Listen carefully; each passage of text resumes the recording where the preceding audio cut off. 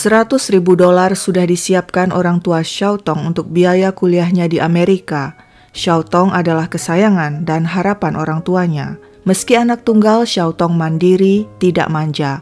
Orang tuanya mendorongnya melanjutkan pendidikan setinggi mungkin, bahkan ke negara yang jauh sekalipun. Selulus SMA tahun 2011, Xiao Tong yang tinggal di Talian RRC berangkat ke Beijing untuk mengikuti kursus persiapan TOEFL. Di sana dia berkenalan dengan seorang pemuda bernama Li Xiangnan asal Wenzhou, anak orang kaya yang juga bakalan berangkat ke Amerika untuk melanjutkan studi. Xiao Tong disukai banyak cowok, jadi tidak heran kalau Li Xiangnan juga menyukainya. Begitu terpesonanya Li dengan Xiao hingga dia menyempatkan diri berkunjung ke Talian untuk berkenalan dengan orang tua Xiao Tong dengan harapan bisa mengambil hati mereka. Sayangnya, meskipun Li Xiangnan kaya, orang tua Xiao Tong kurang terkesan dengan pemuda itu. Sikapnya kaku, pemalu, mereka menganggap Li Xiangnan tidak cocok dengan anak mereka Xiao Tong yang riang dan supel. Tahun 2012, Xiao Tong berangkat ke Amerika Serikat. Tujuannya Iowa, negara bagian yang sepi dan dipenuhi ladang jagung sepanjang mata memandang. Di sana Xiao Tong diterima di jurusan teknik kimia di Iowa State University yang terletak di kota Ames. Xiao tidak mengalami kesulitan beradaptasi, mungkin karena pada dasarnya sifatnya riang dan supel. Dia menjadi tutor untuk mahasiswa asing lainnya dan kerap hadir berdansa di pesta-pesta mahasiswa. IP-nya cukup memuaskan 3,75. Sementara itu di negara bagian New York, Li Xiangnan yang berangkat ke Amerika terlebih dulu sudah kuliah di Rochester Institute of Technology. Namun ketika mendengar kabar cewek pujaannya kuliah di Iowa, dia memutuskan pindah ke sana.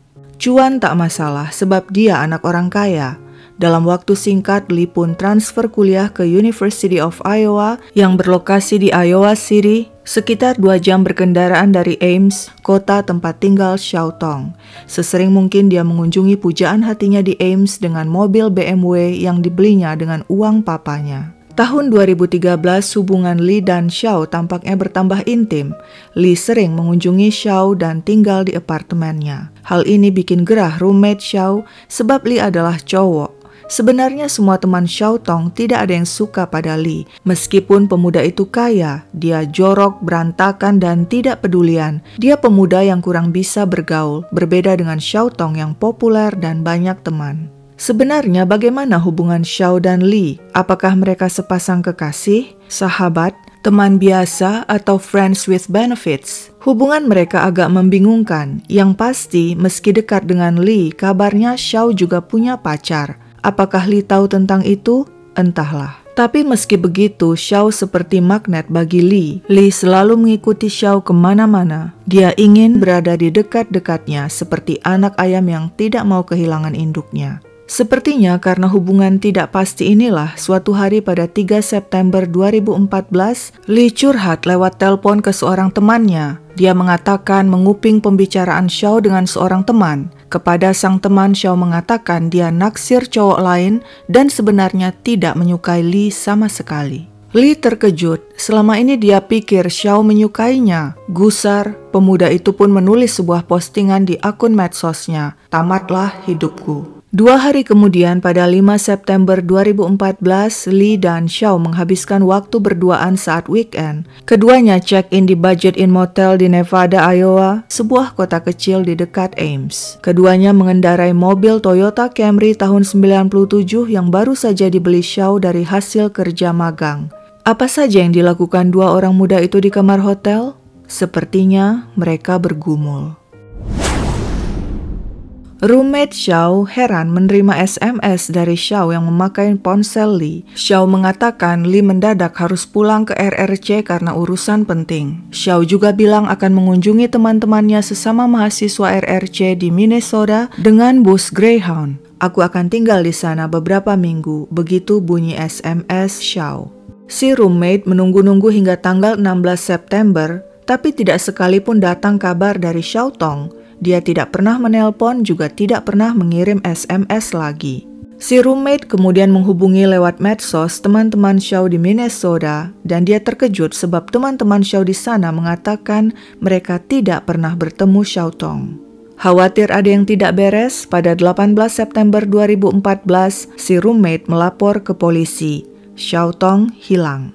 Polisi mulai mencari Xiao Tong, si mahasiswi. Yang pertama adalah mengecek benarkah Xiao Tong berkunjung ke Minnesota menumpang bus Greyhound. Investigasi menunjukkan Xiao Tong tidak pernah membeli tiket bus Greyhound. Ketika polisi menggeledah apartemennya, mereka menemukan bon pembelian mobil Toyota Camry yang menunjukkan deskripsi dan plat nomor polisi mobil itu.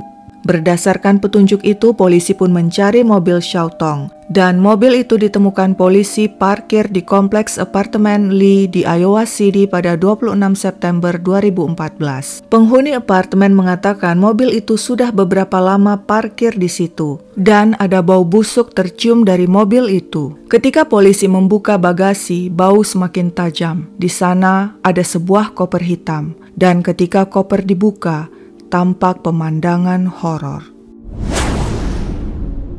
Xiao Tong ditemukan meninggal.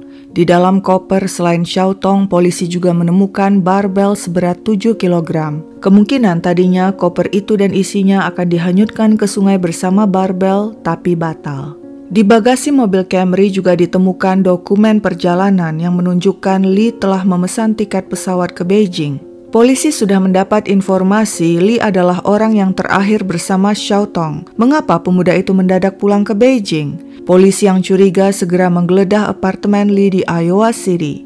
Di sana tampak bukti Lee pergi terburu-buru, belanjaan ditaruh begitu saja, dan ada sekotak susu yang sudah basi ditaruh di dapur. Informasi yang diperoleh polisi menyebutkan Lee dan Xiao Tong menginap di Budget Inn Hotel pada 5 September 2014. Polisi kemudian menggeledah kamar hotel tersebut. Di sana ditemukan cairan tubuh yang sudah mengering. Polisi menyimpulkan Xiao dihabisi di kamar hotel sebelum dipindahkan ke bagasi mobil yang kemudian diparkir di apartemen Lee di Iowa City dan dibiarkan di sana berhari-hari. Polisi memperoleh informasi dari seorang teman Lee. Pada 3 September, Lee pernah bertanya padanya, kau tahu nggak berapa lama polisi akan menemukan seseorang yang hilang? Polisi pun menetapkan Lee Xiangnan sebagai tersangka. Tapi masalahnya sekarang, pemuda itu sudah kabur ke Beijing.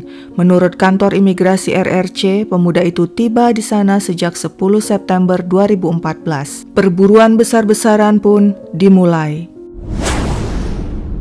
Apakah Lee lega kembali ke tanah airnya? Dia tahu tidak ada perjanjian ekstradisi antara negaranya dan Amerika.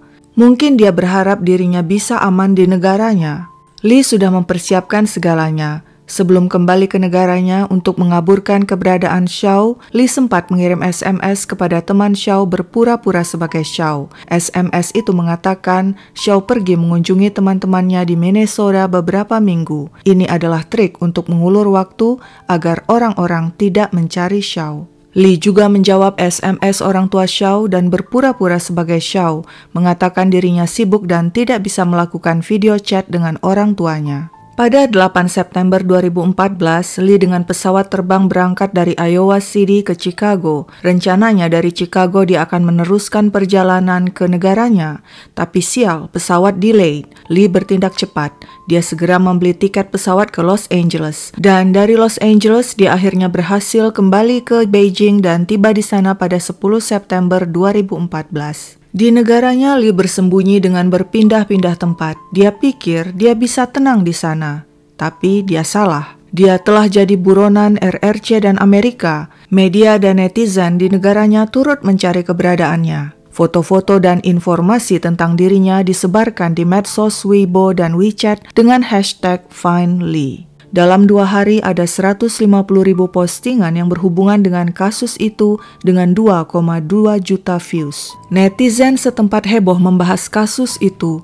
Dan seperti biasa, netizen tidak hanya menunjukkan simpati tapi juga melemparkan tuduhan. Dan siapa yang dituduh?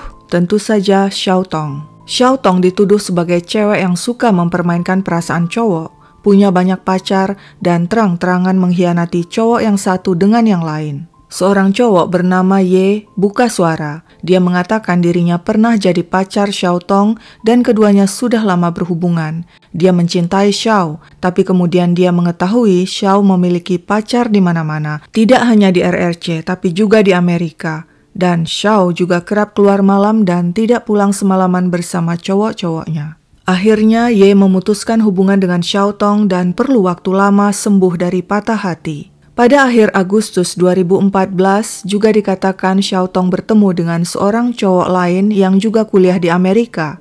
Kepada teman-temannya, Xiao mengatakan dia naksir berat cowok itu, meskipun pada waktu yang bersamaan dia memiliki hubungan dekat dengan Li yang menganggapnya pacar. Sejauh mana kebenaran informasi tentang Xiao yang bertebaran di internet itu, hanya Xiao lah yang tahu.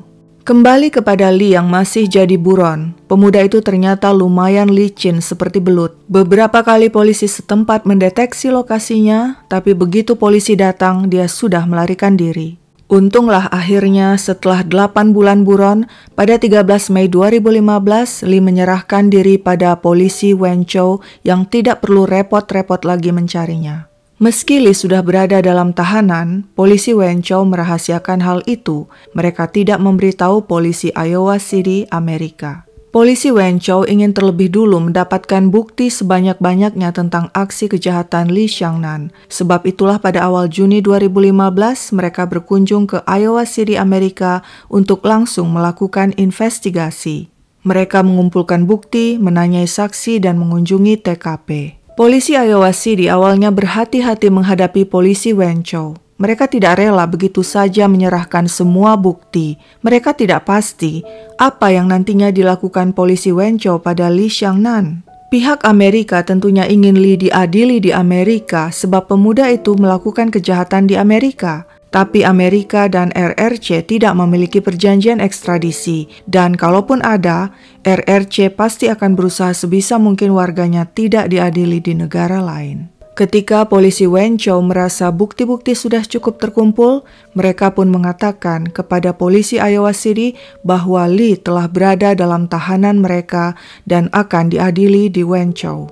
Mereka mengundang polisi Iowa City untuk menghadiri sidang Li di pengadilan Wenzhou. Sidang digelar pada Maret 2016. Li mengaku bersalah dan menyebut tindakannya sebagai irasional dan impulsif. Tapi Li menegaskan dia tidak merencanakan semuanya. Begini pengakuannya. Pada 5 September 2014, Li dan Xiao Tong ingin berduaan selama weekend dan check-in di Budget Inn Motel. Hari itu Li yang kecewa karena mendengar Xiao Tong sebenarnya tidak suka padanya, membeli tiket pulang ke Beijing. Dia ingin menenangkan diri di sana. Keesokan hari pada 6 September, dia membeli sebuah koper hitam di toko TJ Maxx.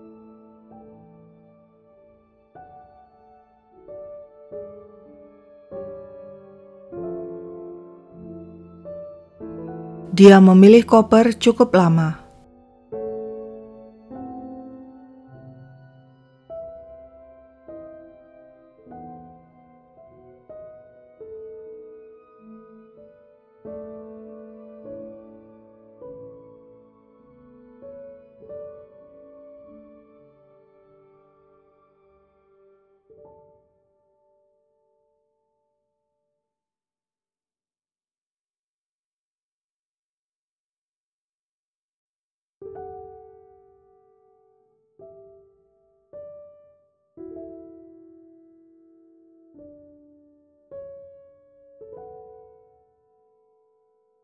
Dia akhirnya memilih koper berwarna hitam.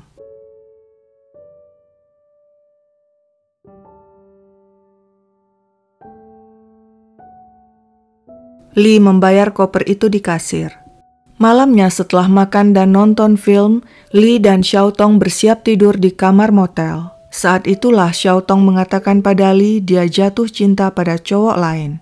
Xiao Tong ingin bersama cowok itu dari Senin hingga Jumat dan ingin menjadikan Li hanya sebagai cowok weekend alias weekend boyfriend yang cuma dinikmati setiap Sabtu dan Minggu saja. Li shock.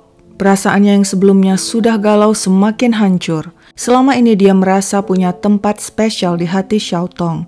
Ternyata dia keliru. Posisinya kini tak lebih dari hanya sekedar weekend boyfriend. Li marah. Dia memaki Xiao Tong. Pertengkaran pecah dan diakhiri ketika Li mencekik Xiao hingga berhenti bernafas. Pemuda itu menaruhnya di dalam koper hitam yang baru dibelinya dan menaruh koper itu dalam bagasi mobil Camry milik Xiao Tong yang kemudian diparkirnya di apartemennya di Iowa City. Di depan sidang, Lee mohon agar dirinya diberi keringanan. Sebelum sidang digelar, orang tua Lee yang kaya telah memberikan kompensasi sebesar $300.000 kepada orang tua Xiaotong.